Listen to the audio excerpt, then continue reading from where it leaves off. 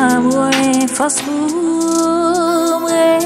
te fidèl Kampe sou yon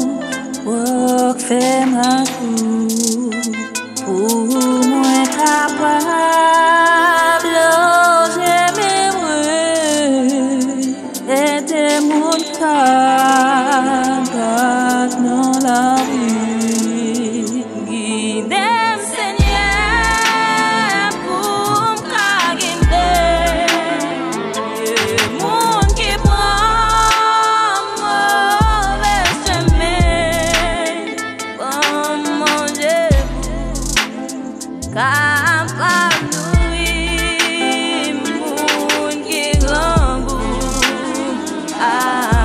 Ouraka,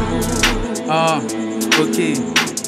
M'a comprendre faut que moi coller ma cou d'abord pour moi impacter sur mon pap ka coller ma cou si toutefois m'ta écarté père pacten pour qu'on nous pap qualité et fin addicté à coup pour n'bay bon qualité tant pis papa parler avant de me parler pour nous capable parler ça ne mérite parler c'est pas ça ne veut parler mais c'est sauf de parler si c'est ou qui parler jamais pas de parler nous pas ka tout vide sinon l'autre yo pap ka nourrir si nous plein tout vide devant l'autre yo pas ka sourire nettoyer ken nous arrêter prendre pour nous pas jamais éteindre ba nous sagesse intelligence pour nous ka aider frère nous pas doué seul donc tant prépare puis go quitter nous l'ouvrir pour nous chemin pendant que wap guider nous guide Seigneur pour ta guider et pour qui m'a mauvais chemin pour manger pour ta mourir pour qui gangou à ta manou